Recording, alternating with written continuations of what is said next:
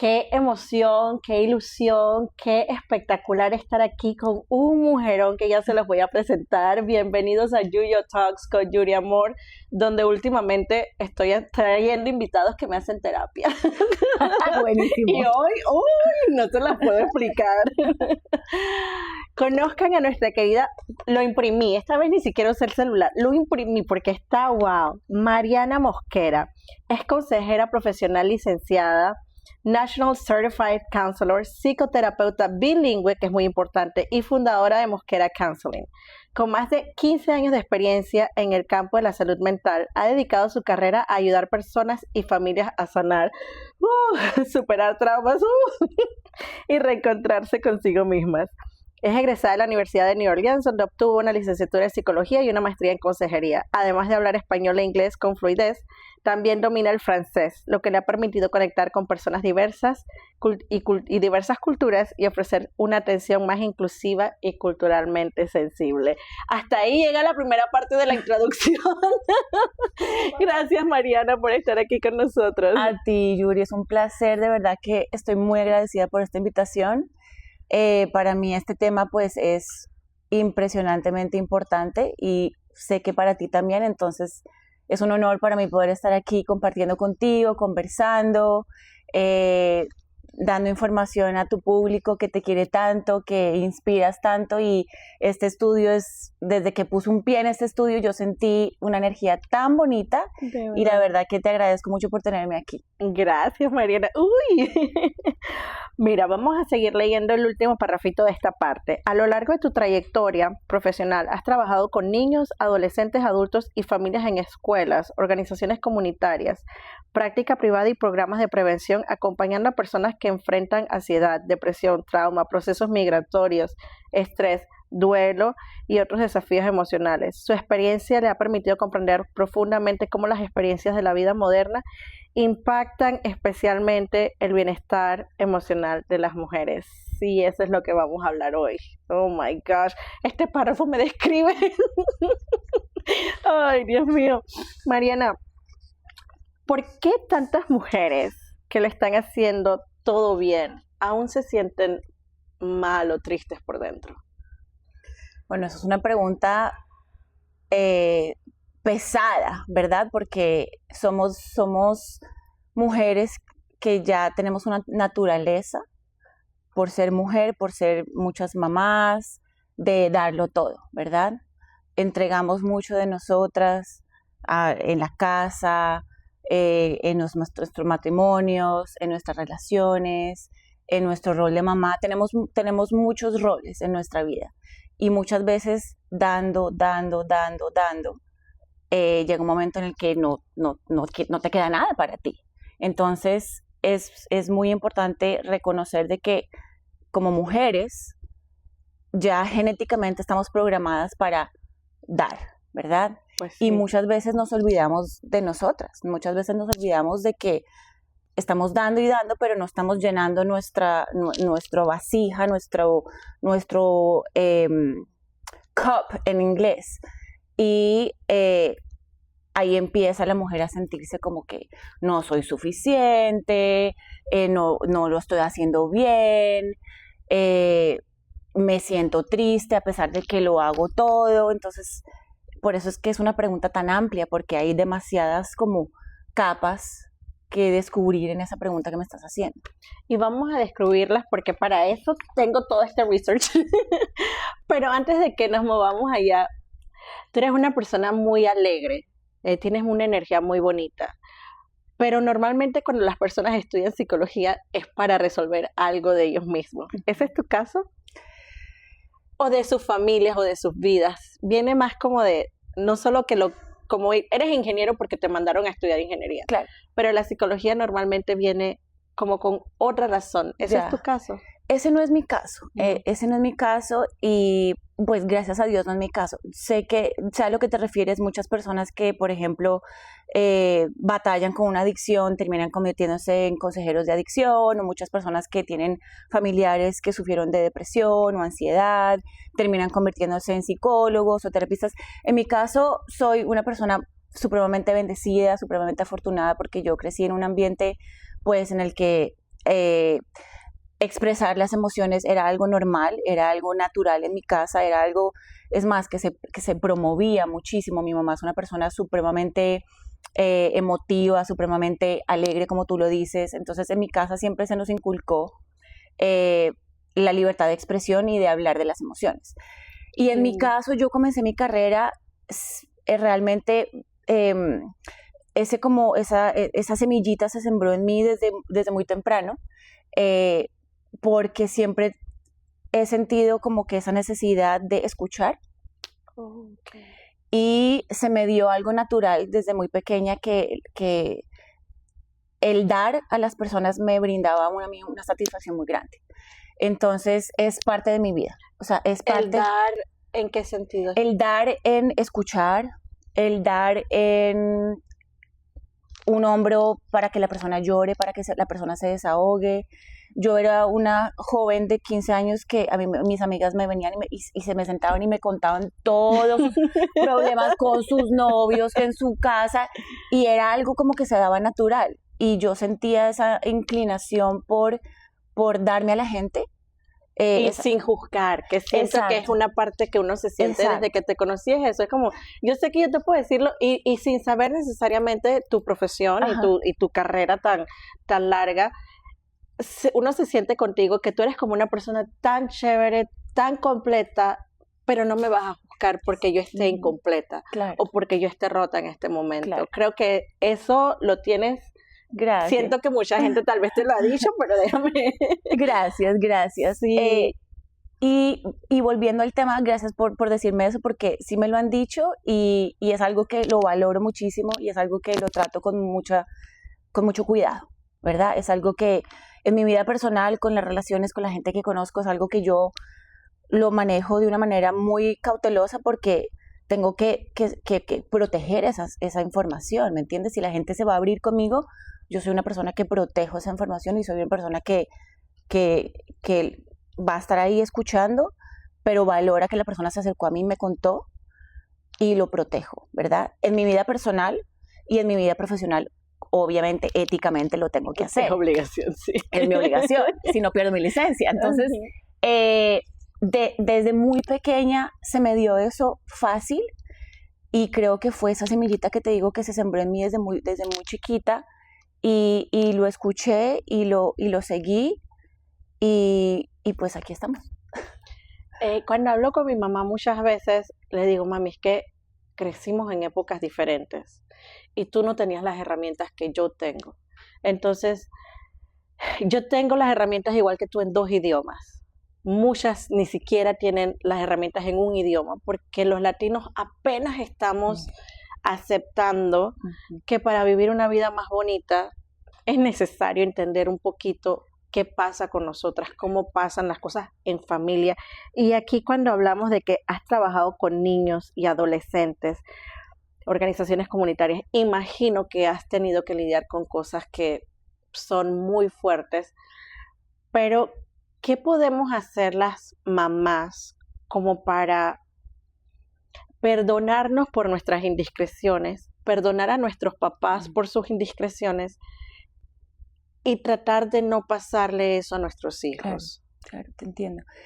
Es cuestión de información, ¿verdad? Es cuestión de educarnos y leer, y estar siempre con esa iniciativa de saber de que la salud mental es importante. No importa el color, no importa la raza, no importa dónde estés. O sea, la salud mental es supremamente importante, y lo que tú dices es muy cierto. Nuestras generaciones hoy en día aceptan mucho más el tema de la salud mental, pero el latino todavía existe esa parte de un poco tabú, ¿no?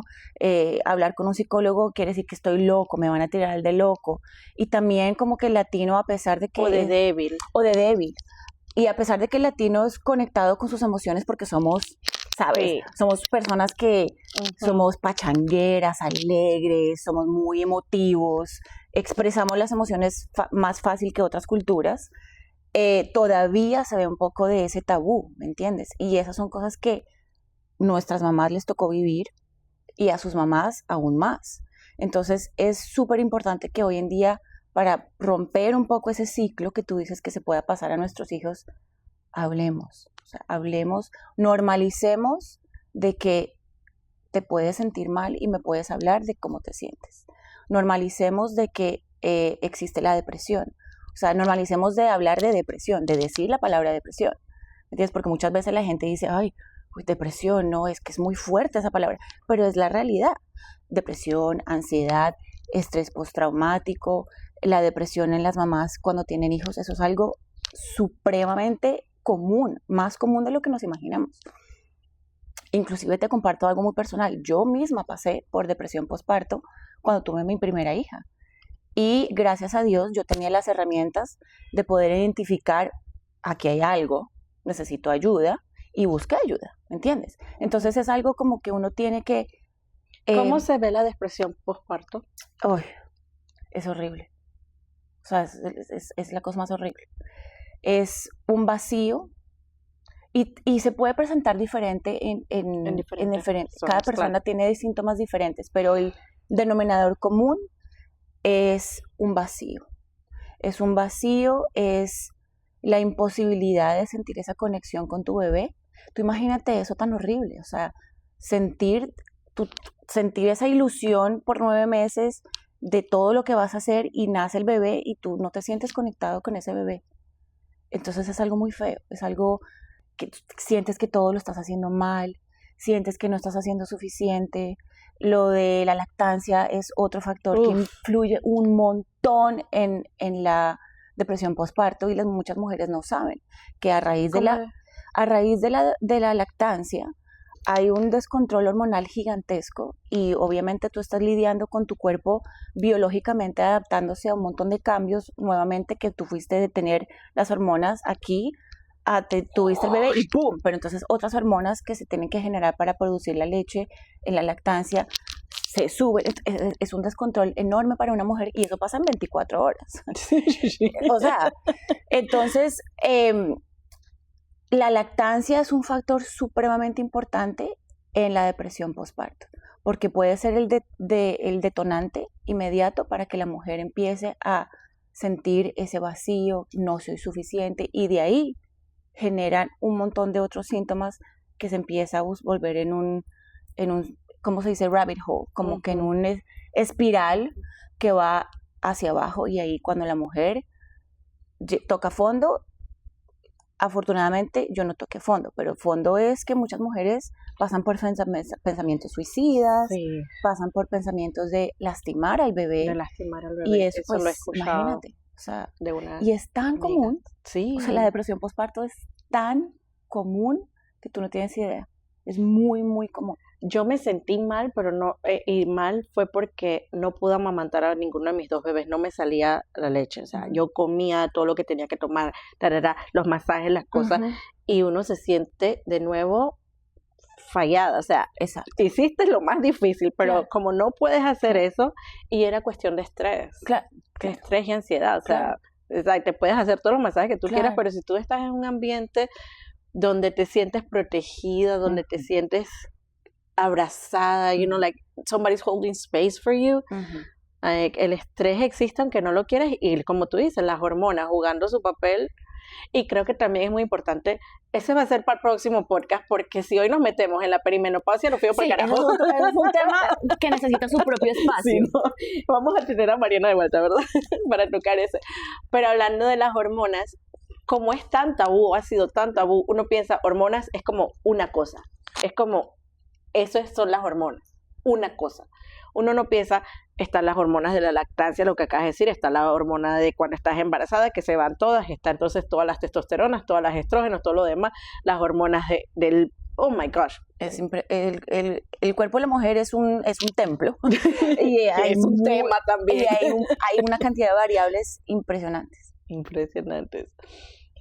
Así, y claro, con todo lo que necesitas para proteger tu licencia, cuéntame una de estas historias de niños o de adolescentes que te impactaron a ti como mamá. O sea, porque no es que vaya a pasar con tus hijos necesariamente, pero como mamá siento que uno siente las historias como, Claro.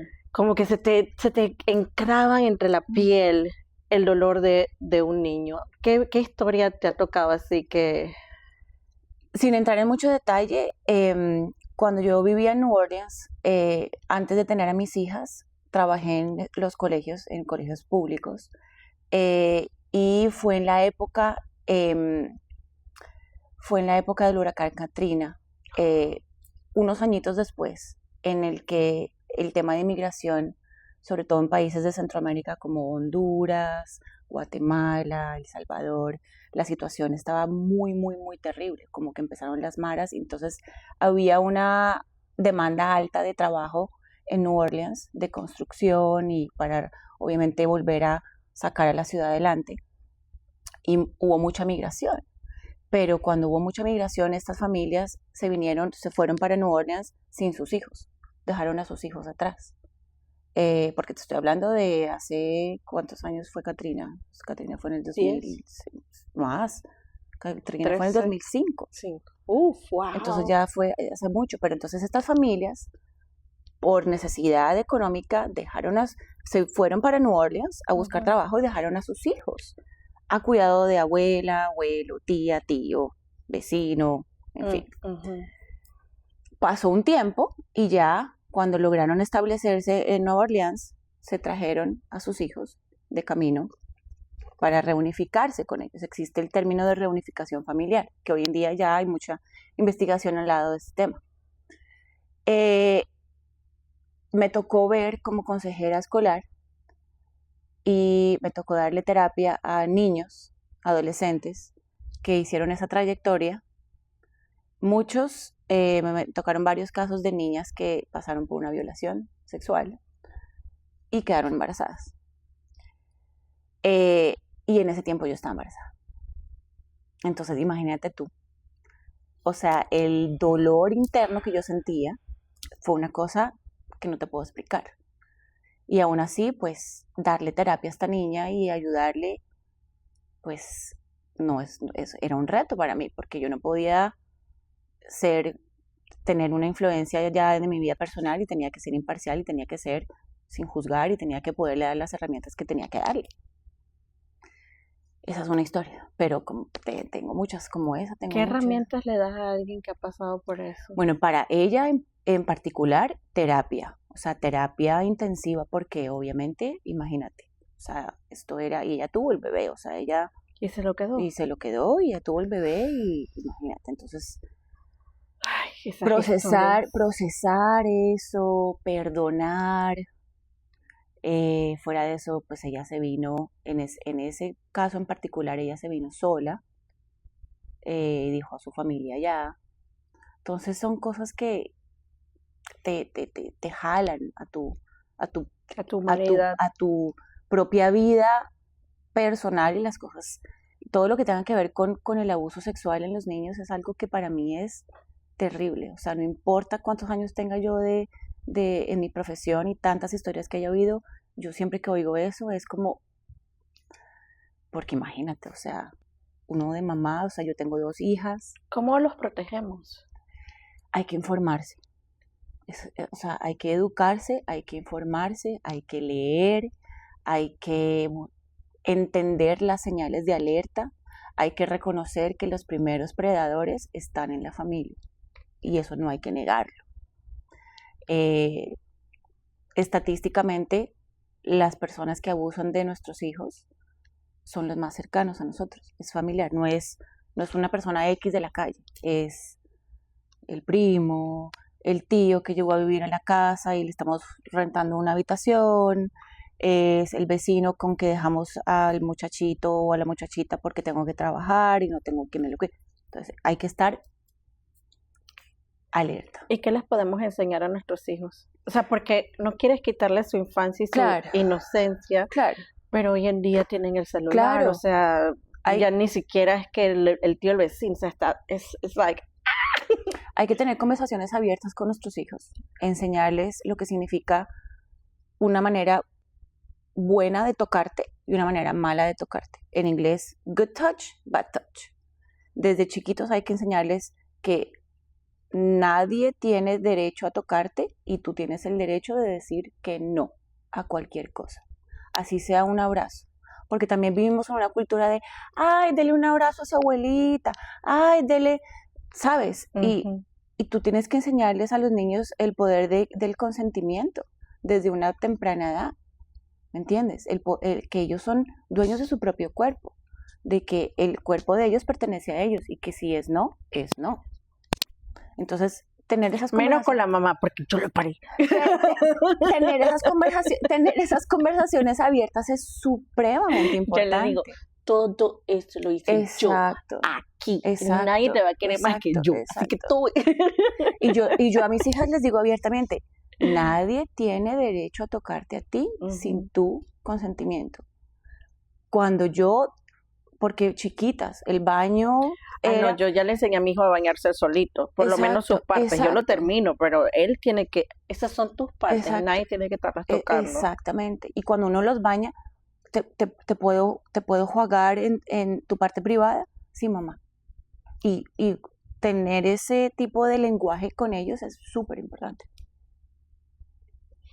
Ay, bueno, seguimos. Actualmente también forma parte del equipo clínico de psicología Psychological Evaluation Center Global Network Alliance, una organización líder en evaluaciones psicológicas de telesalud que conecta personas telesalud en los 50 estados de Estados Unidos y en diversas regiones internacionales con servicios psicológicos especializados y culturalmente competentes. Me parece tan importante esa parte.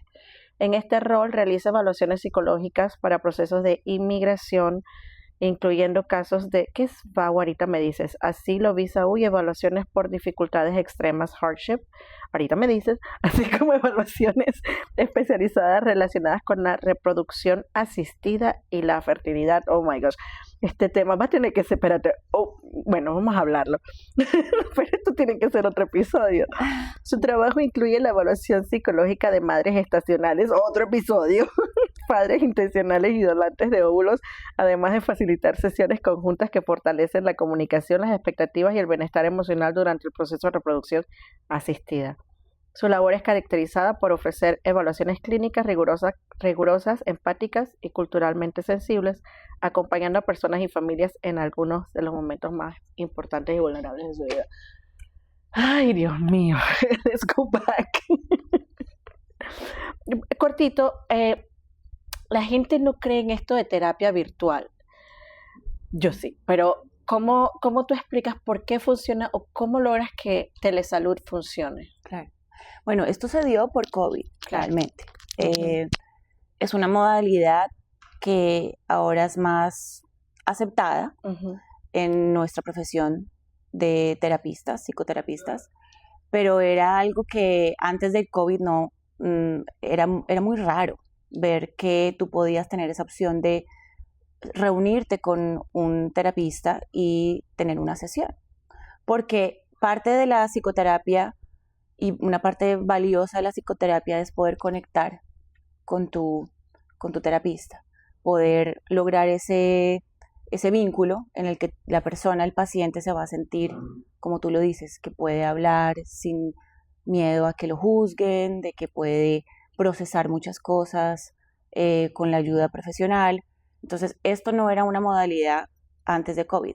Obviamente, con el COVID, pues, se abrieron muchas opciones, no solamente en mi profesión, también en la parte educativa, también, bueno, hoy en día en muchas profesiones se da la parte virtual, en el fitness, y es algo que yo estoy realmente agradecida de que eso haya pasado.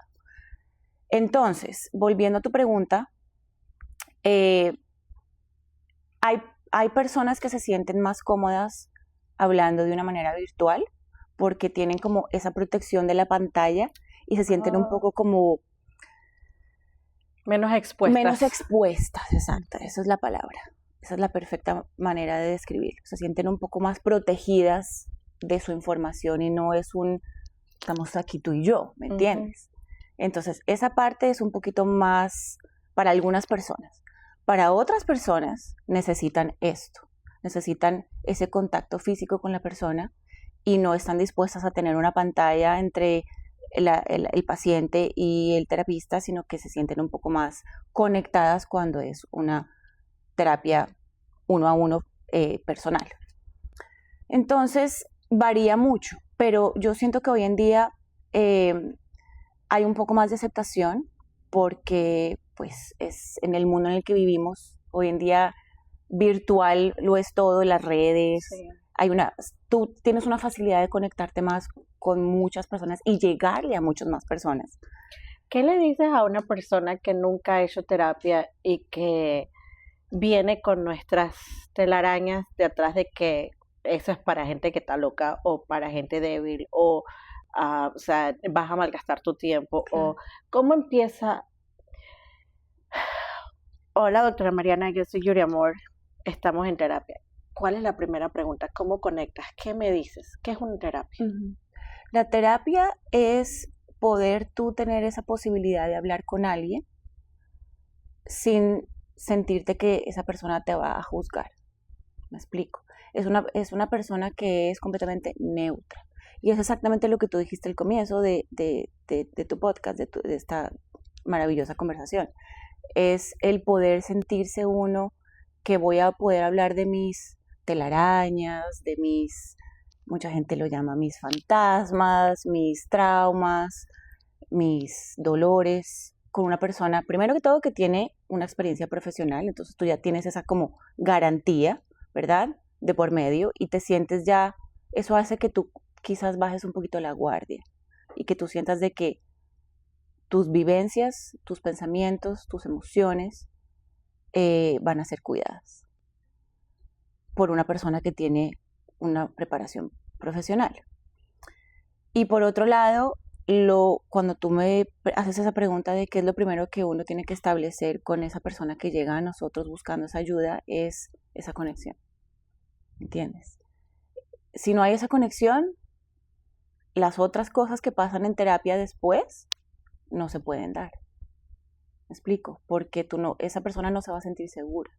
Entonces, lo primero, uno en terapia no está buscando que la primera sesión sea que ya la persona se abra y te diga todas las cosas. Y a veces sucede que la persona tiene tanta cosa y lo único que quiere es desahogarse y uno está ahí para esa persona. ¿Me explico? Uh-huh. Entonces, se puede dar de diferentes maneras. Se puede dar de una manera muy orgánica, se puede dar de una manera muy que las cosas se van dando poco a poco a través de cada sesión, yo siempre describo la terapia como una cebolla. Uh-huh. Hay muchas capas, ¿verdad? Y uno tiene que poder destapar uno como profesional, y la persona tiene que estar dispuesta también. Sí. Esa parte es muy importante. Entre las dos personas, entre esa relación de paciente-terapista, tiene que poder haber destapar esas capas para uno poder llegar, quizás, esta es la raíz del trauma. Yo le digo a mi mamá que yo descubrí esta palabra de anedonia. Creo que no es muy común todavía, es algo que como que es un término muy clínico. Muy clínico, ok. Pero yo le decía a mami, yo he visto a las personas con depresión, claro que no soy doctora, pero he visto la depresión y eso no es lo que yo tengo. He sufrido de burnout y eso no es lo que estoy experimentando en este momento. Yo ahorita estoy en un proceso en el que las cosas que deben traerme alegría, que deben traerme felicidad, o las cosas que me traían felicidad, ahorita no las siento. No las hago y no hay como que ni mal, ni bien, ni fu, ni fa, y esa no soy yo. Entonces yo le decía, yo no, o sea, necesito terapia, y también le decía, ahorita no tengo la energía, uno necesita tener la voluntad y la energía para ir a terapia. Y yo en estos momentos no la tenía, ya me estoy recuperando. Pero mi peor bajón, que fue cuando me conociste, Vero, fue justo hace tal vez 2 meses atrás, ya mi cuerpo no daba para más. O sea, yo les decía, es que yo siento algo negro en el estómago, o sea, yo cuando medito, yo veo negro en el estómago, yo veo toxicidad, yo veo tanto que estoy pasando que no puedo controlar, que no puedo arreglar, que no, que no soy la persona que yo sé que soy. Ajá. Y ahí fue que buscando cómo describo esto, porque uno siempre dice hay que ponerle el nombre a las cosas para poder, y entonces es un tipo de depresión, sí, pero no es en la que no eres funcional, yo soy funcional. Ya.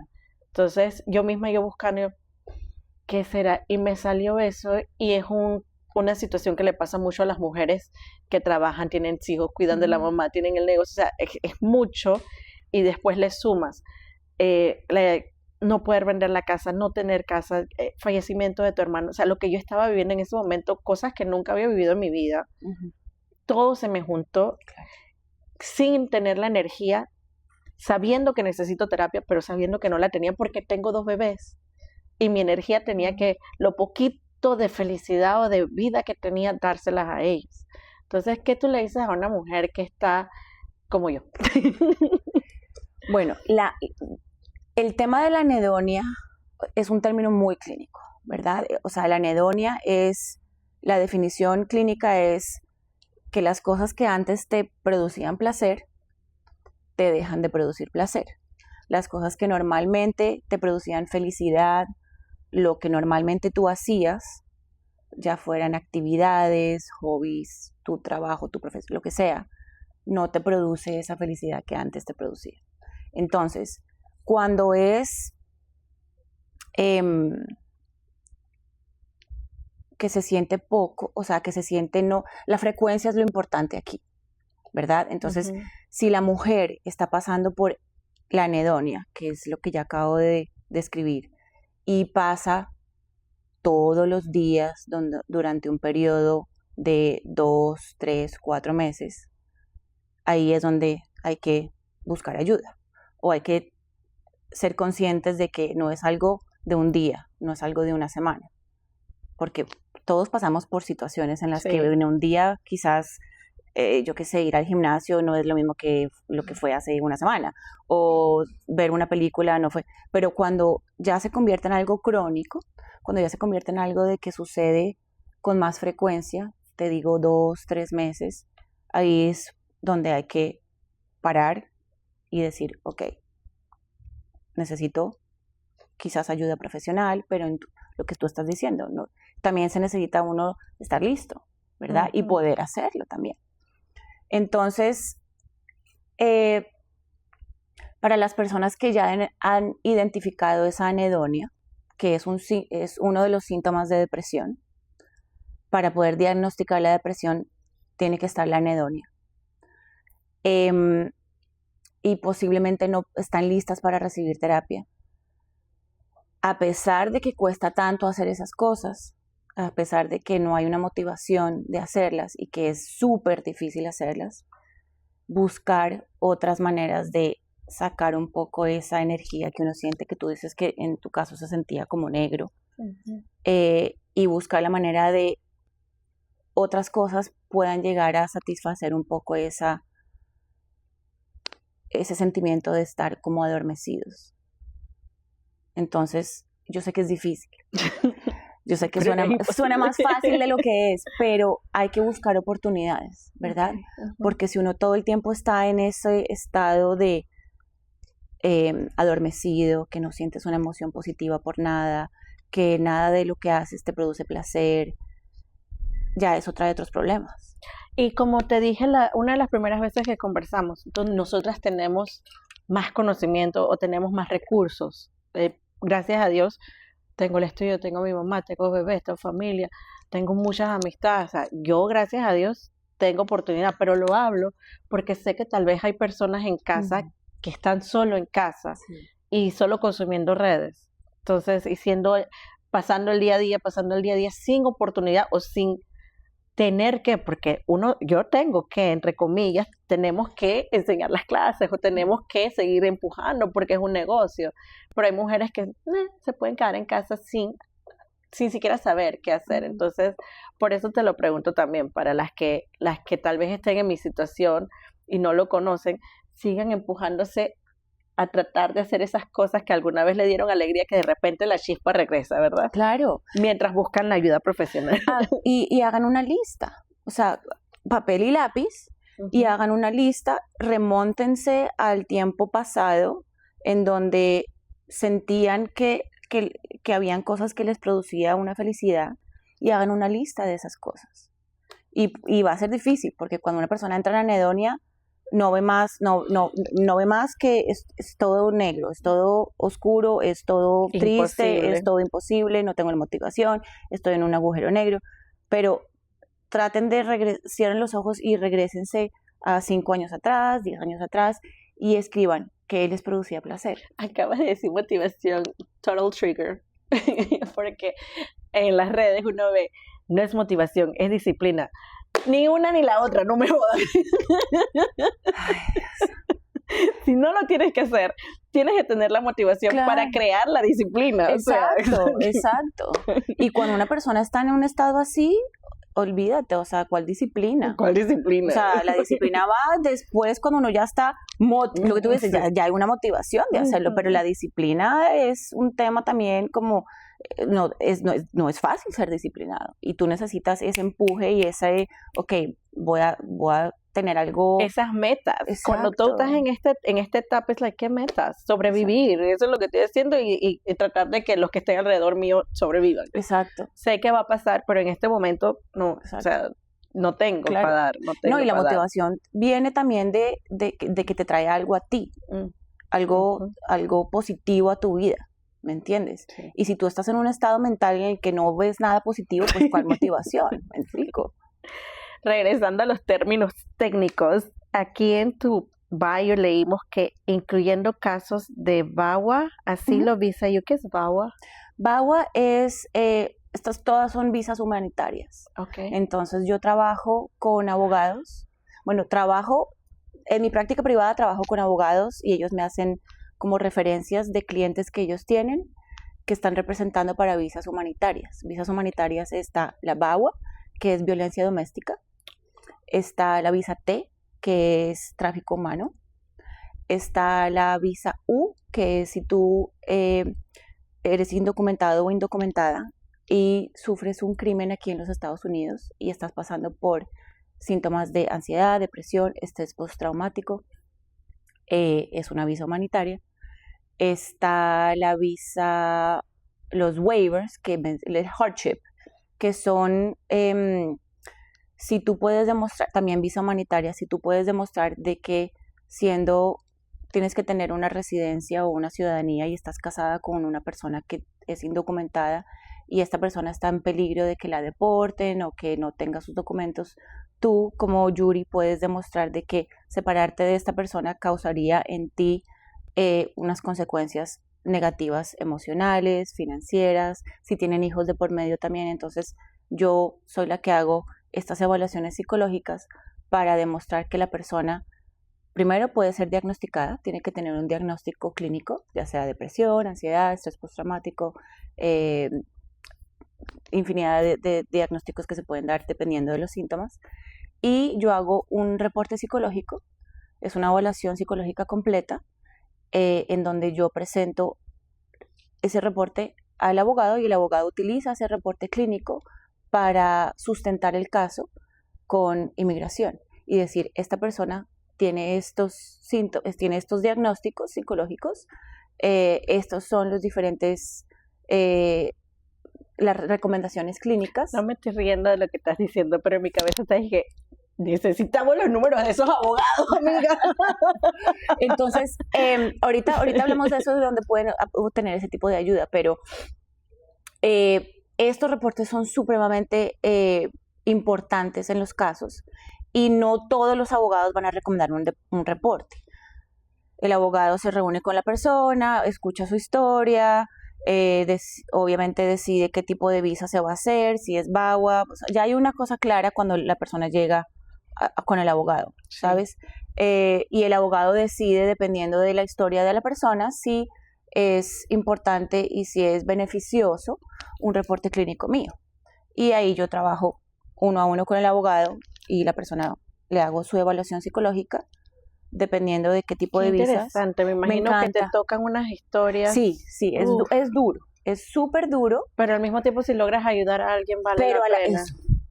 Es duro porque obviamente oigo muchas cosas, pero a la vez me enfoco en que esto que yo estoy haciendo le va a ayudar a la persona.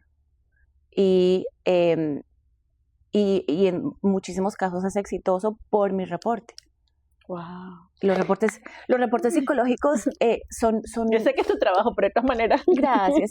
Es una pieza fundamental para estas aplicaciones. Es una pieza muy, muy fundamental porque es casi que yo lo veo como... Son muy clínicos, pero yo lo que le explico a las personas que me buscan a mí y me llaman y me piden esta evaluación es que yo soy casi que la voz de la persona. Y yo, en términos clínicos, claro, soy el puente entre la persona que está pasando por eso, el abogado, y yo soy el puente en el que yo tengo la responsabilidad de hacer un reporte en el que el agente de inmigración va a leer y va a decir, esta persona definitivamente necesita quedarse en los Estados Unidos porque aquí puede recibir ayuda psicológica mucho más de calidad que lo que recibiría en su país de origen, que muchas de estas personas pues no tienen esa capacidad y volvemos otra vez a lo que tú dices. No hay esas ayudas, o sea, no. Aquí tú buscas en psychologytoday.com y tú te encuentras una infinidad de terapistas que están dispuestos a hacer terapia pro bono. Hay organizaciones sin ánimo de lucro que también están dispuestos a hacer grupos de apoyo y son cosas gratuitas, o sea, aquí existen esos recursos. En nuestros países no existen esos recursos. Personas como tú, como Roshi, que harían eventos aquí y están para la comunidad. Claro. Eso en nuestros países no existe. No existe. O sea, tú allá buscas una ayuda psicológica y te van a también cobrar. Porque no hay suficientes, o sea. No hay suficientes. No hay. Y también está el tabú. O sea, Sí, también tabú. está un poco el estigma de la ayuda psicológica que desafortunadamente eso es lo que hay en nuestros países. Entonces, yo hice 2 entrevistas de 2 chicas, sin mencionar, bueno, mencionando nombres, pero no importa, porque ya tengo las entrevistas, pero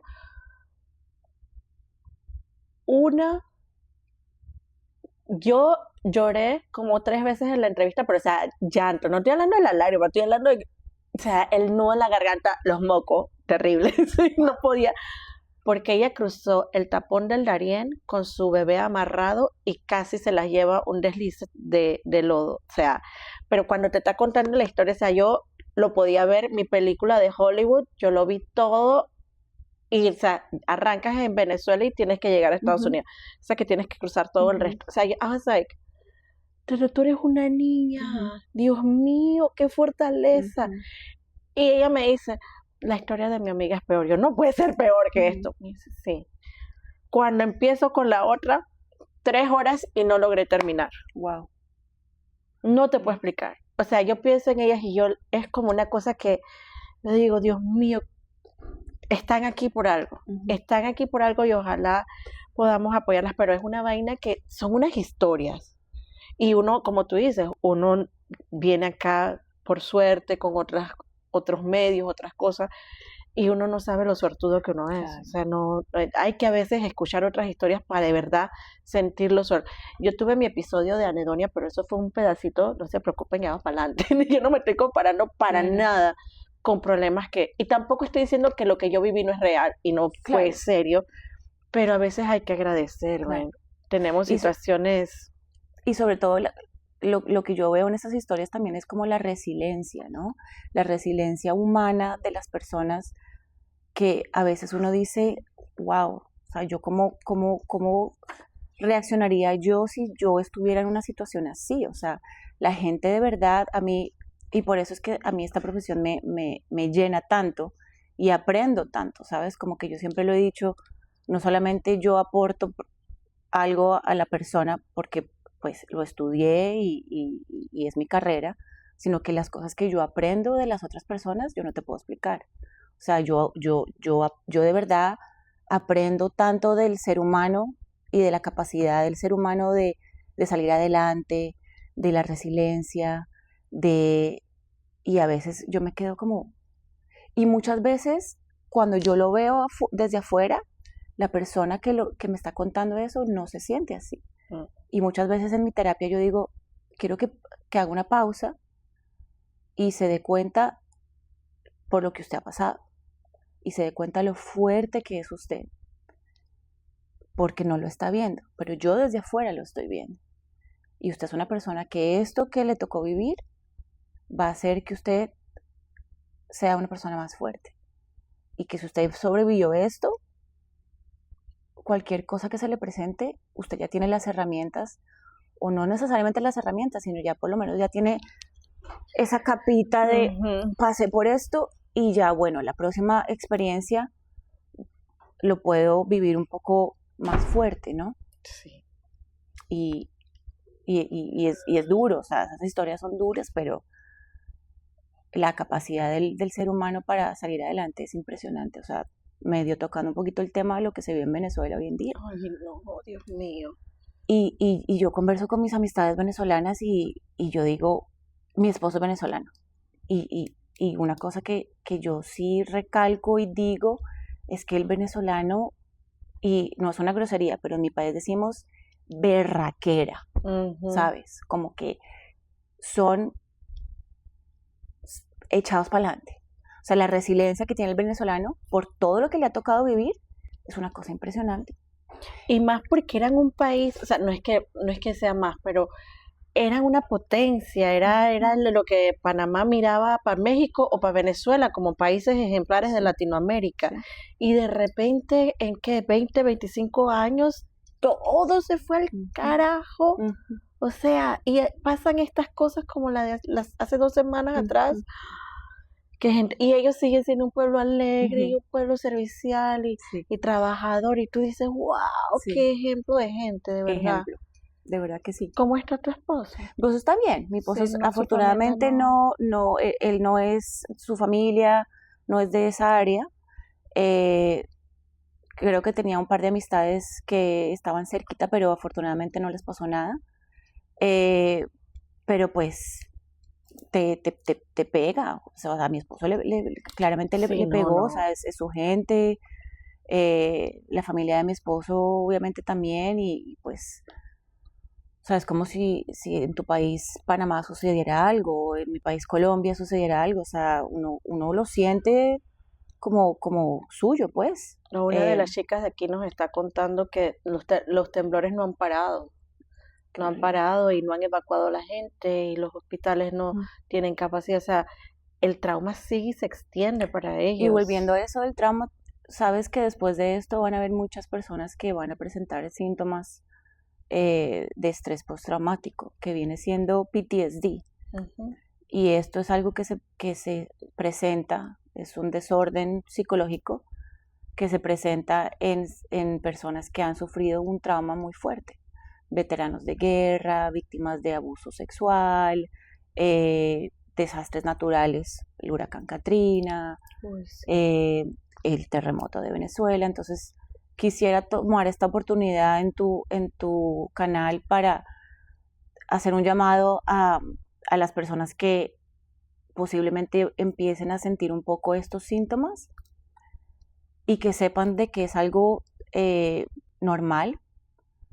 O sea, es algo esperado, y no es como que yo estoy diciendo que le va a pasar a todo el mundo, claro que no, pero es posible que se presente, y si se presenta, que busquen ayuda, ¿ok? Que busquen ayuda, porque si no se tratan estos síntomas se puede convertir en algo mucho más crónico, se puede convertir en una depresión, puede llegar a influenciar decisiones en un futuro, a sus hijos, o sea, empieza a manifestarse en su vida diaria, y no, esa parte sí ya no es normal. Entonces buscar ayuda que se puede tratar, ¿entiendes?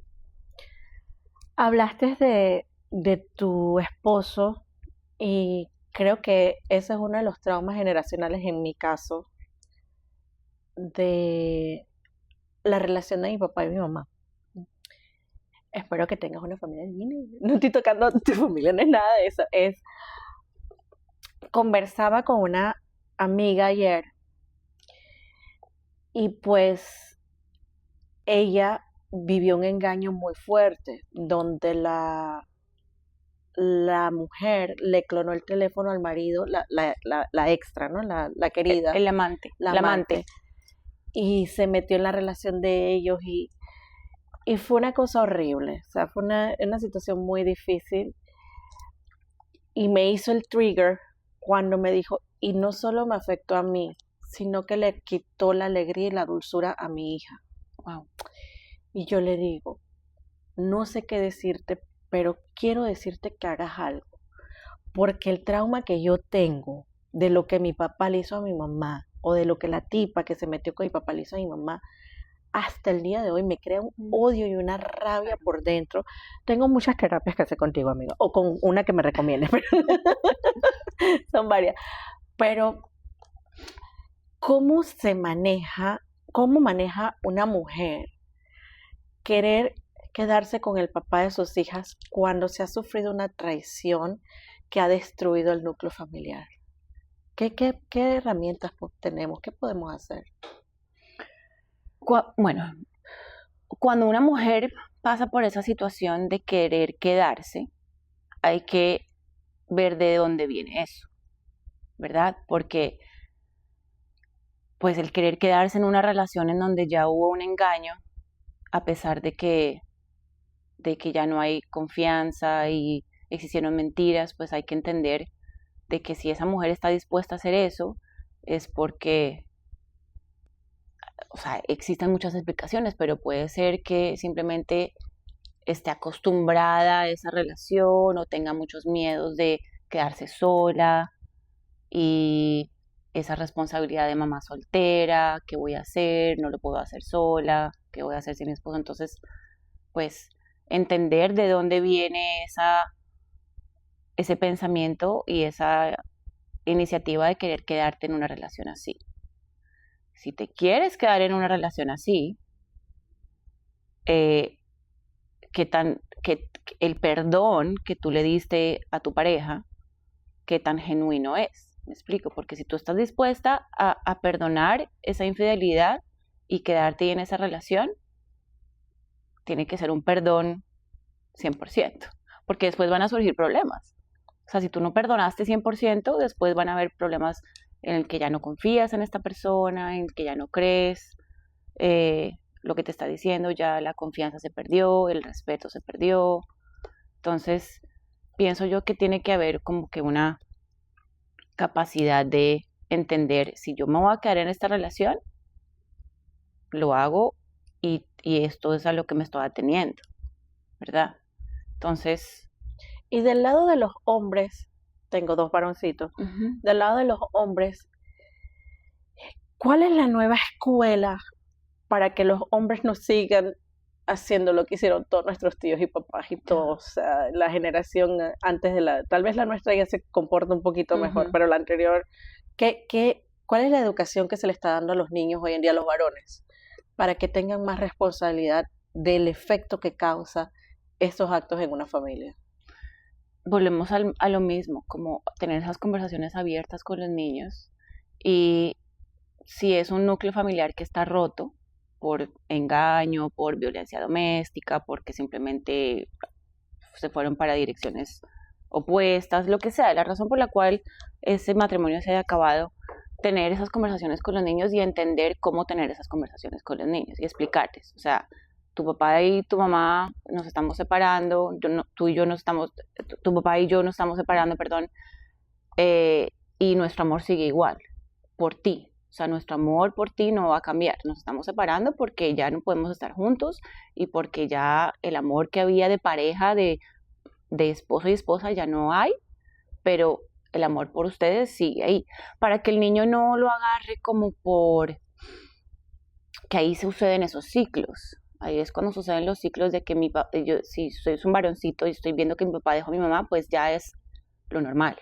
Ya se vuelve como parte de lo que me están enseñando a mí, de que esto es si mis papás no importa lo que digan, importa lo que hacen. Exacto, si mis papás lo están haciendo, porque pues el rol del papá y la mamá en un niño es fundamental. O sea, tú estás formando una persona y el ejemplo de vida somos nosotros, es el papá y la mamá, ¿verdad? Entonces, volviendo a lo que tú dices, esos ciclos que se repiten es precisamente por eso, porque si yo me creo en un entorno en el que veo que mi papá le pega a mi mamá, yo estoy viendo que eso es lo normal.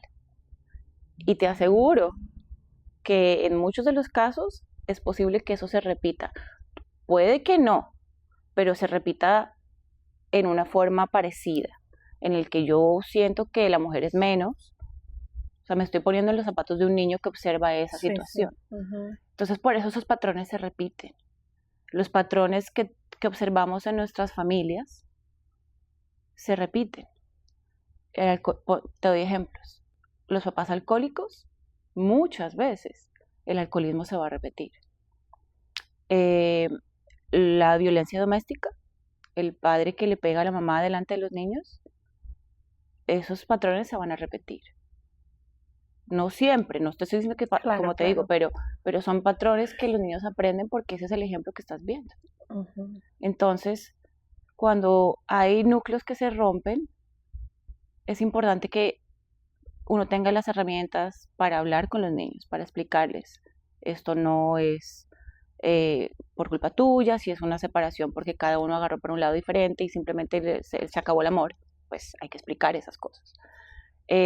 Si el papá le pega a la mamá explíquele al niño, esto no está bien, el hombre no le debe pegar a la mujer, o bueno, la mujer al hombre, porque se dan casos. Sí, ahorita claro. hay una serie muy interesante en Netflix, un documental, ajá, de un hombre que vivió en una relación abusiva como 15 años, pero es una cosa, está en Netflix. No me Mi hermano vive en una relación psicológicamente abusiva. La ex era psicóloga, o sea, sabía todos los triggers de él, le dijo que nosotros no lo queríamos, no lo respetábamos, lo aisló por completo de la familia, abuso. O sea, abuso. Y el abuso no solamente se presenta en golpes, la violencia doméstica se puede presentar psicológico, sexual. Hoy en día vemos mucha coerción de inmigración y ya está dentro del criterio de abuso doméstico. ¿Cómo se coerción de inmigración? Y ahí es donde viene el tema del VAWA. El VAWA, que yo hago evaluaciones psicológicas de VAWA, son para violencia doméstica. Y sobre todo en este país sucede de que si un ciudadano americano o residente está casado con una persona que es indocumentada, y surge violencia doméstica, muchas veces utilizan su estatus migratorio para manipular, para controlar. Uf. Y imagínate, o sea, una persona que está amenazada de que te voy a quitar los papeles o voy a parar el proceso o te voy a llamar a inmigración, sobre todo en el mundo que vivimos, la sociedad que estamos viviendo hoy en día, o sea, con todo lo que se está viviendo hoy en día con el tema de inmigración. Imagínate tú estar en una relación en la que hay amenazas y te voy a llamar a la migración, y si tú, entonces es volver a ese control. Entonces mucha gente piensa que la violencia doméstica es golpes, pero no, la violencia doméstica se puede presentar de muchas maneras y una de esas hoy en día se está viendo mucho, coerción migratoria. Qué interesante. Sí, o sea, lo imagino y se ve clarísimo que es demasiado fácil utilizar eso como una herramienta, un arma contra la otra persona. Manipulación, control. No, ahorita lo que pasó con el señor Lorenzo, o sea, es like, pasó en el área donde yo tenía mi primer estudio. O sea, esa área la conozco demasiado bien. Y uno dice, o sea, pasó al lado. Aquí han entrado los de ICE. ¿De verdad? Sí, una muchacha me dijo que un día entraron. Wow.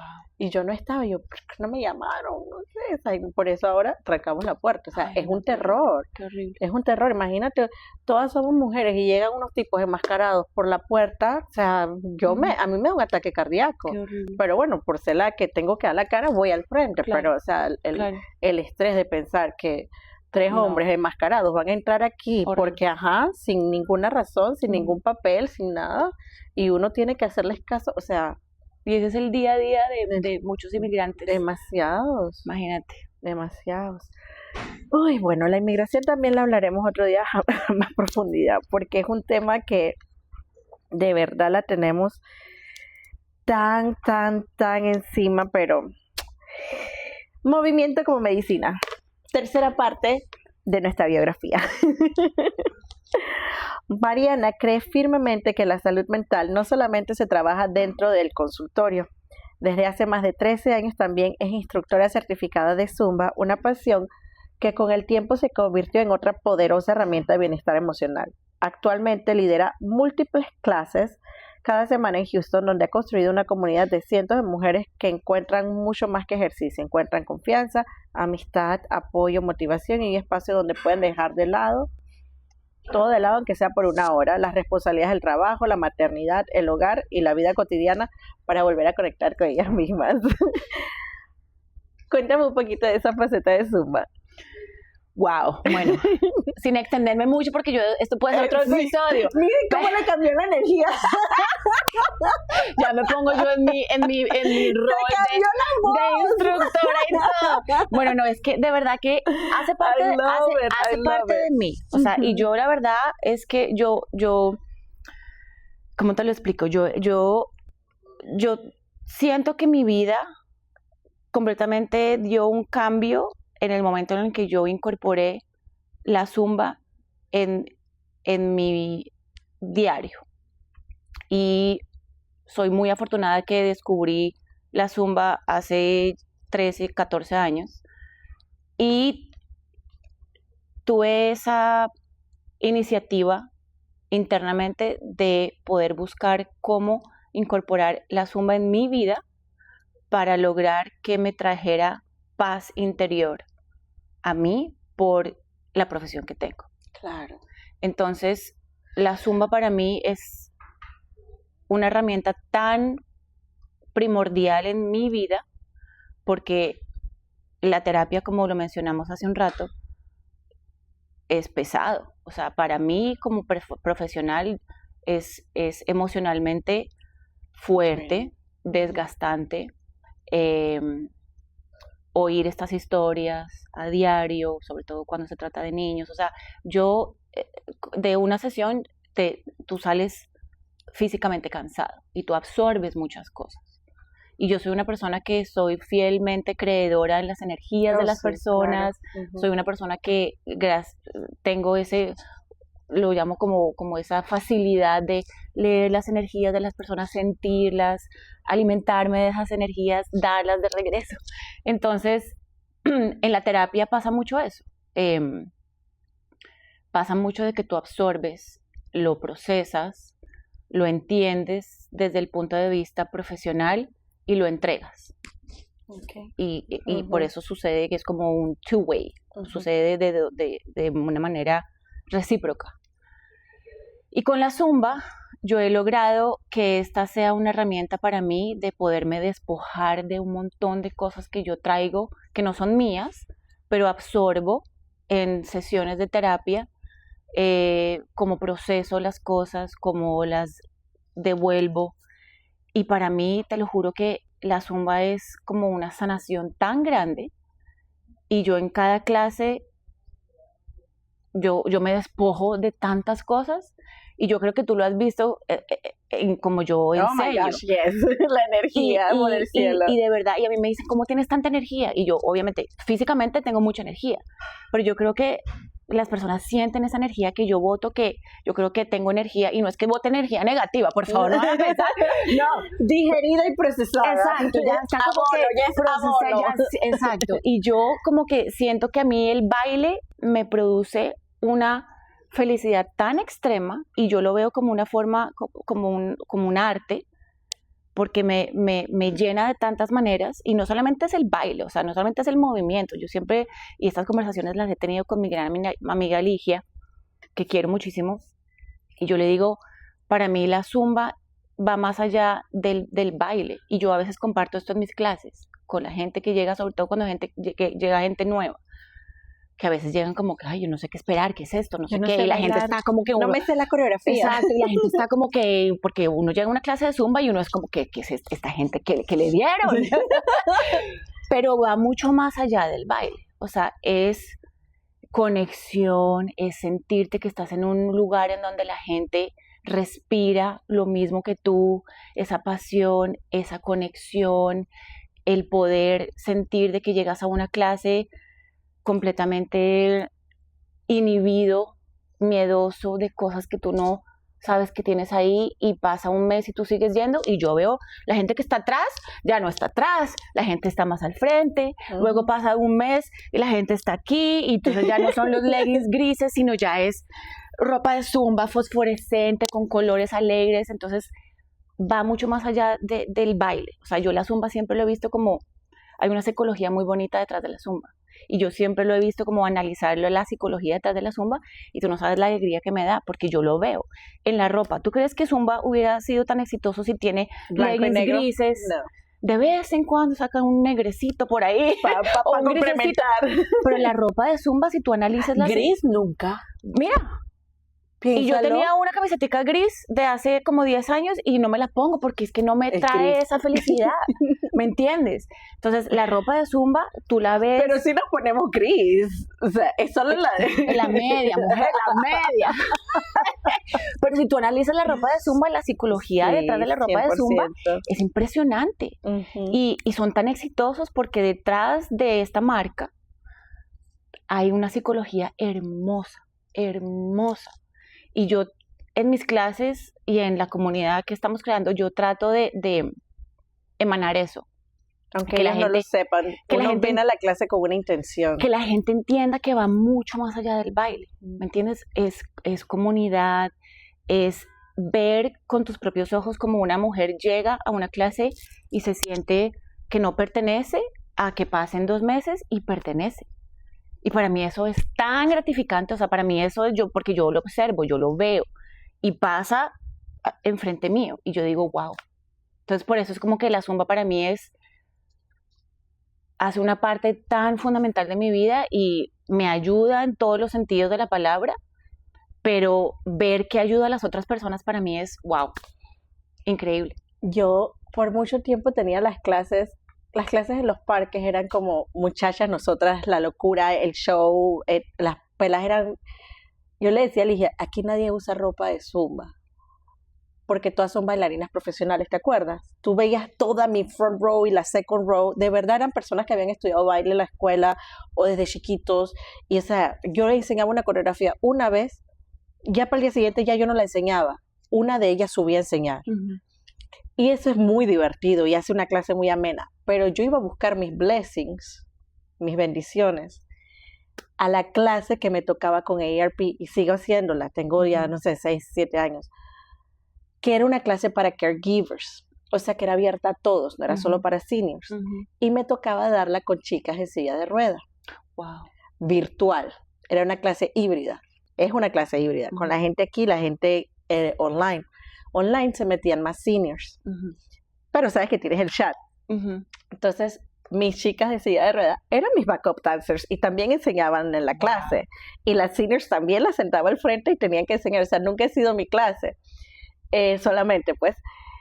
Y lo divertido era que en el chat a veces decían, ese baile está muy difícil, no lo puedo seguir. Y otra persona le contestaba, no estás viendo las backup dancers, ¿de qué te estás quejando? Haz lo que puedes. Y yo tengo la tele gigante, así que yo estoy leyendo el chat y habla.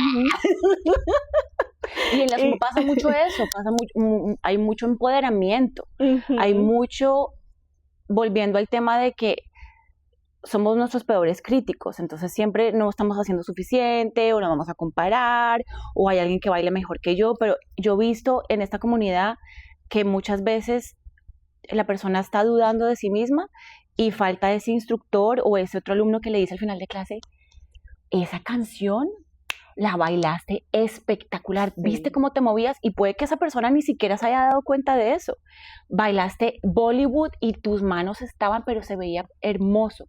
Y la persona dice, yo no me di cuenta de eso, yo en mi cabeza pensé que estaba bailando horrible, pero es ese empoderamiento a las personas que llegan a clase que lo hace tan bonito.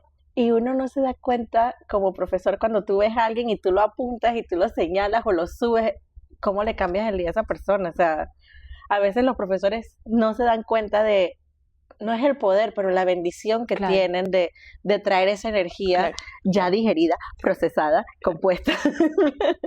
Y va mucho más, o sea, y va mucho más allá, como te digo, volvemos a lo mismo del baile. O sea, yo en mi cabeza, yo digo, yo no seré la mejor bailarina, ¿entiendes? Yo no seré como que la mejor en técnica Pero lo bello de Zumba es que tampoco lo exige. Pero no se trata de eso, me explico, no se trata de eso. Yo he visto con mis propios ojos personas que son impecables en sus movimientos y hacen la teoría y el brazo por aquí, no sé qué, el ángulo, pero esa conexión no la tienen. No la tienen.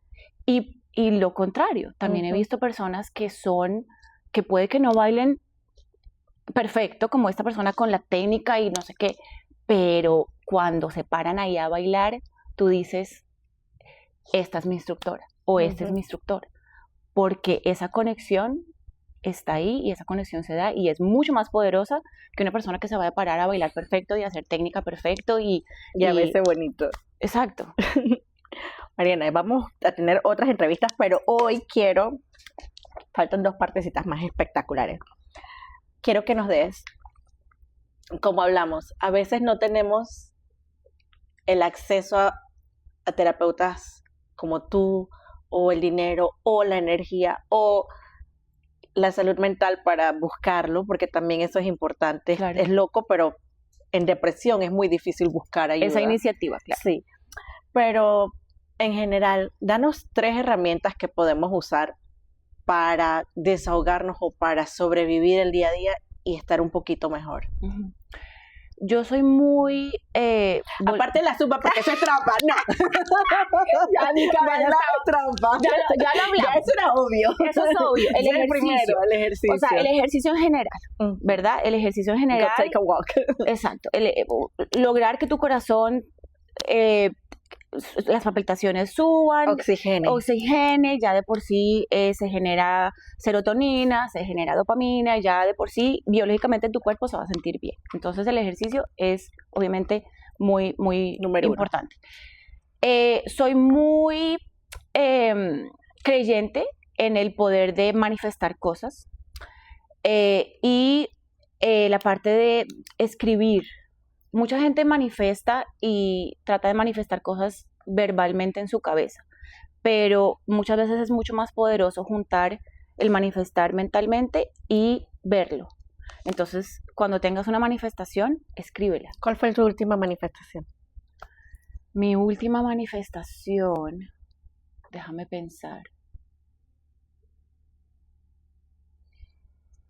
Mi última manifestación fue... El crucero de Zumba. Eso lo manifesté. Pero te voy a ser sincera, mi última manifestación fue que yo lograra tener una plataforma para poder compartir en lo que yo creo tanto. Y imagínate cómo uno manifiesta las cosas. Manifiesta.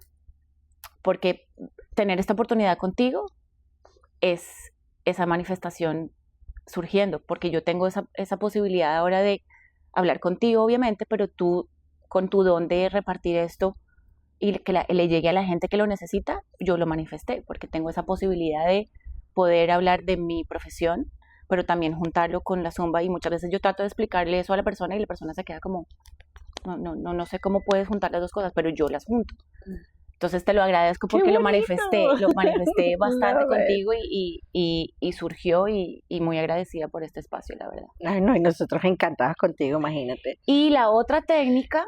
Manifestar y escribir era una. Sí, es como que van de la mano, porque mucha gente manifiesta... Zumba no cuenta, faltan 2. Ok, entonces manifestación, pero darse el espacio para escribirlo también, porque hoy en día la gente manifiesta mucho y se está dando mucho que la gente ya conoce de manifestar, pero tómate el trabajo también de escribirlo, porque cuando y con detalles, porque después uno pide y te sale a la mitad y está jodida. Exacto. Entonces, y hay veces a la gente se le olvida lo que manifestó y cree que no está pasando, pero pasó y no sabe qué pasó cuando pasó.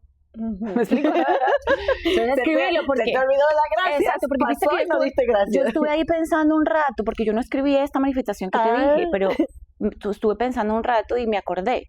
Pero si yo lo hubiera escrito, si yo lo hubiera puesto por escrito, quizás hubiera sido más fácil. Porque se queda ahí. Y otra es buscar espacios para reflexionar y darte tu tiempo.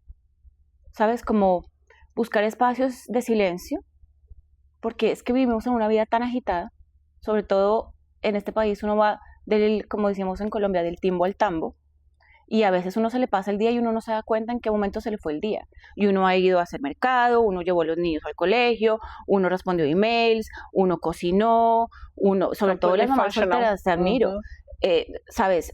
preparó su estudio, fue a recoger, fue a llevar a Amazon a llevar un retorno, un pedido, ¿sabes? Y el día se le va a uno así y no hay momentos en los que uno dice, voy a buscar, sí, respirar profundo, voy a buscar 5 minutos de dedicarme a apagar la mente y simplemente buscar un espacio en el que yo pueda apagar mi pensamiento, apagar mi motor de estar todo el día y buscar un espacio en el que uno diga, solo necesitas 5 minutos. Tú te sorprenderías en esos 5 minutos lo que, si uno lo hace con el sistema nervioso central, disminuirlo sin ninguna distracción y buscar espacios en los que uno puede como reorganizar sus pensamientos, silencio o música. Cada persona tiene su manera pero es tratar de buscar un espacio en el que tú le bajes al turbo, ¿verdad? Bajar ese motor, disminuir porque... Ay, ahora que la gente ya no sabe manejar carros de cambio, eso era tan divertido antes. Yo aprendí, yo aprendí y eso no se olvida. ¿A ti se te olvidó? No, eso no se olvida. Tercera, hermano. Y ya no hacen esos carros, ¿qué pasó con esos carros? Sí. Y una tercera, porque me pediste 3. Sí. Una tercera es buscar espacios en los que hables de tus emociones.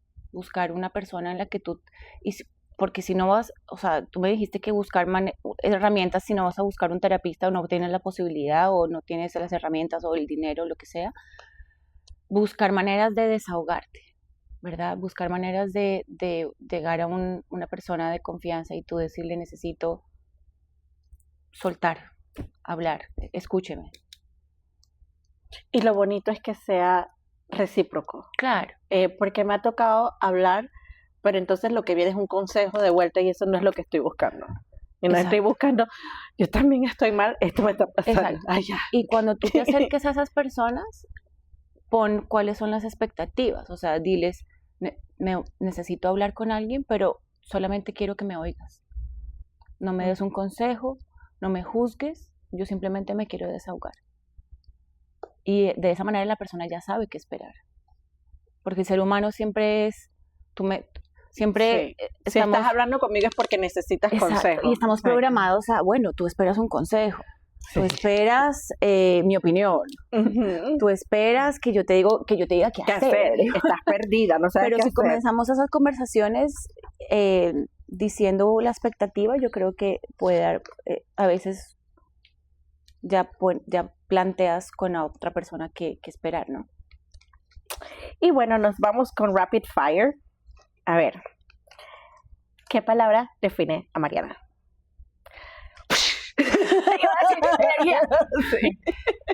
Alegría. Alegría, sí, qué bonito. ¿Qué es algo por lo que toda mujer debería dejar de pedir perdón? Excusarse. Ser tú misma. ¿En qué sentido?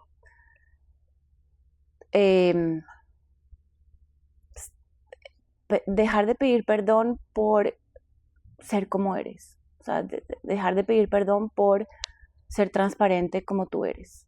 Porque muchas veces somos alegres o bulleros y, ¿sabes? O francos, directos y hay veces la persona no lo recibe de esa manera. Y nosotros sentimos esa necesidad de, ay, perdón por... ¿Tú sabes qué me desespera? Perdón por ser tan jokester, ¿sabes? Como que a mí me pasa, porque yo soy una persona que broma de todo. Hago bromas, yo trato de encontrar el humor y es la manera en la que pues es mi personalidad. Me salvaste de una, te tengo que agradecer, pero bueno. Y hay veces, yo como leo, como soy persona que soy receptiva a la energía, a veces la persona como que recibe mi chiste y yo le veo la cara y yo, ay, perdón si te he ofendido, perdón si llego aquí como con demasiada energía y hay veces pues, ¿sabes? Pedimos disculpas Completa esta frase. ¿La sanación comienza cuándo? Uf. Miras internamente. ¿Qué hay ahí? ¿Entiendes qué hay en tu corazón que está causando ese dolor? Y ya van como 7 terapias que necesito, diferentes cosas. Que hemos normalizado que en realidad no es sano.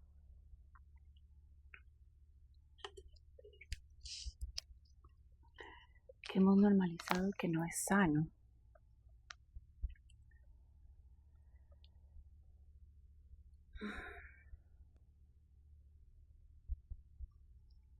Yo pienso que, bueno, te voy a hablar de un ejemplo específico en el área, te voy a dar un ejemplo en el área de la Zumba y te voy a dar un ejemplo en el área de mi profesión de psicóloga. Yo pienso que en el área de la Zumba hemos normalizado compararnos, siempre compararnos con otras personas. Y yo siento que eso no es nada saludable. Porque si nos comparamos con otras personas, ya sea con otros instructores o con otros estudiantes, nunca vamos a valorar lo que aportamos nosotros. Siempre va a haber una barra que está aquí, porque la comparación siempre va a ser a lo que yo estoy tratando de parecerme. Pero ¿qué pasa con lo que tú eres? I love it. ¿Me entiendes? Si tú estás anhelando ser como otra persona, ¿qué pasa con lo que tú aportas? Con la gratitud de lo que ya tú traes. Exacto. ¿Qué pasa con lo que tú eres como estudiante o como instructor que también vale mucho? Eso. Y se me hace que se ha normalizado muchísimo por muchos factores. Las redes sociales, principalmente, porque siempre sale un mengano sutano mejor que uno. Y los van a ver. Pero hay una diferencia muy grande entre comparar y que esa persona se vuelva una inspiración para ti. De que si tú estás viendo que esta persona está haciendo esto y le da resultado, ¿cómo puedo lograr yo hacer algo? No tiene que ser igual y no debe ser igual, pero algo que me vaya a dar resultado a mí, siguiendo a la persona que soy yo y sin olvidarme de lo que soy yo. Claro, me explico, porque después ya no se ve genuino. O sea, las personas que se comparan con otras y tratan de emular lo que es la otra persona, eso no se va a ver genuino, porque estás copiando a la otra persona, me explico. Y eso se da mucho en la Zumba, pienso yo. Sí. Y se ha normalizado y no se debería normalizar. Porque, o sea, hasta de afuera también, tú mismo no debes comparar a los profesores. Nada. Comparar a uno con, ay, no es que ella baila mejor, ay, no es que está por aquí, ay, no que el muchacho o sea, no hagas eso. Nada. O sea, yo, de verdad, si tú te pones a analizarlo así, más vale voltearlo y decir, cónchale, esta persona tiene esto, sí, que wow, y esto es de esta persona y lo máximo, o sea, y yo soy muy agradecida de tener la oportunidad de que me invitan a estas clases de máster, porque yo no sé si tú me has visto, pero yo estoy así, yo estoy mirando a todo el mundo, saludando a todo el mundo, observando, filmando, absorbiendo. Yo a veces no bailo porque estoy mirando a la persona y yo digo, wow, esta persona está conectando así, bailando así, haciendo esta mirada, y también observo a los estudiantes y para mí eso es, te lo juro, como alimento para mi espíritu. Estoy de acuerdo contigo. Yo amo mirar las clases. Alimento para mi espíritu. Las masterclasses me encanta verlas. O sea, no necesariamente bailar ni enseñar, me encanta ver las masterclasses. Y del otro dijiste que tenías de tu... y de mi profesión, ¿cuál era la pregunta? Perdón. ¿Qué hemos normalizado que no es sano? Que hemos normalizado que no es sano. En mi profesión, todavía, a pesar de todos los avances que hay en el campo de la salud mental, todavía se normaliza mucho no hablar, que hay un tabú. Todavía, a pesar de todos los avances que hay, a pesar de todo lo que existe hoy en día, de que se habla de la salud mental, concientización, normalizarlo, a pesar de eso, todavía se da un poco eso, de no hablar, de de que no sea sano expresar tus emociones. Y se me hace que es algo que deberíamos como normalizar un poco.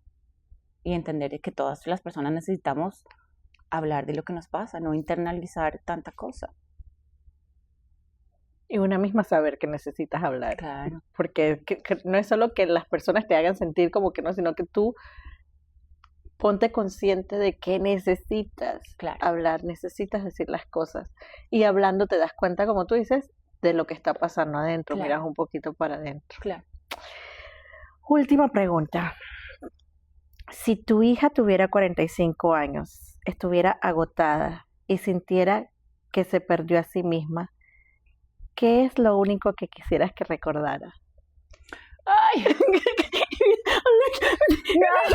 ay, ya me tocaron mi lado muy sensible. Yo soy una persona muy sensible. No, pero si ya, la energía que me diste ahorita me vas a poner a llorar. Santo, ya se lo wow. ¿Te la repito? Sí. Si tu hija o tus hijas tuvieran 45 años, estuviera agotada y sintiera que se perdió a sí misma, ¿qué es lo único que quisieras que recordara? Quisiera que recordara lo valiosa que es, hasta dónde ha llegado, lo que ha logrado, a quien ha tocado, con simplemente existir, regresar un poco a su esencia. Y yo creo que si volvemos a esa esencia de a quien hemos ayudado, a quien hemos inspirado, a quien hemos valorado, nos damos cuenta que valemos la pena y que no hay razón por la cual sentirse perdida porque he logrado. Y que es tu hija y que viene de una esencia increíble y con un karma espectacular por todo lo que tú ya hiciste por ella, ya creaste por ella y que estás ahí para ella por siempre. I love it. Mariana, ya sabía que eras espectacular, hermosa, divina. Me dio mucha risa cuando me manda su video, me dice, está muy larga. Y yo, bueno, o sea, está larga, pero me ayuda a lo que hicimos hoy. ¿Viste qué bello corrió? Bonito. Porque es que todo es importante en lo que tú has logrado y en lo que has hecho y en lo que haces y en lo que nos traes. Y de verdad, qué lindo haber podido conversar contigo.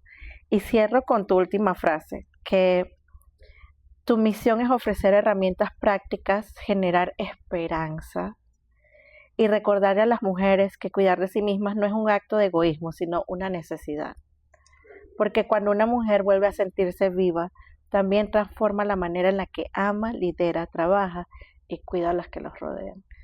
Espero que sigas cumpliendo tu misión, amiga, porque gracias. De verdad, qué bella y mil gracias por estar aquí con nosotros. Muchas gracias a ti por esta oportunidad, de verdad que significa mucho para mí. Te los dejo para que les digas dónde te pueden encontrar, dónde te pueden seguir. Bueno, yo tengo un perfil en Psychology Today, es psychologytoday.com, ahí está mi perfil como terapista, ahí explico pues las diferentes cosas que yo hago. Tengo licencia aquí en Texas, así que puedo ver personas aquí en Texas, todo se hace virtual, yo manejo la terapia virtual y también tengo licencia en Luisiana, entonces también puedo ver personas. Me imagino que tendrás algo de audiencia también en Luisiana. Sí. Entonces no sabía que había tantos latinos en Luisiana. Muchos, no sabía, muchísimos. Obvio más acá en Texas, pero en Luisiana sí también hay muchos. Ese por el lado de mi profesión, pues, de psicóloga. Y si quieren bailar con ella, aquí en Yuyo, para su cumpleaños. ¡Sí! Se vienen cositas, se vienen cosas. Están en proceso de iniciar proyectos, pero sí, se paren en octubre, por octubre. Y es un cumpleaños con propósito, así claro que sí. Mariana, de nuevo. Y en Instagram, bueno, mi perfil de Instagram de Zumba, Mariana sin.tx, para que vean la energía que tiene esta mujer. Pero bueno, ya vieron aquí el switch que hizo de terapeuta a profesora. Mi alter ego. Y si no se dieron cuenta, yo me encargué que se dieran cuenta. Total.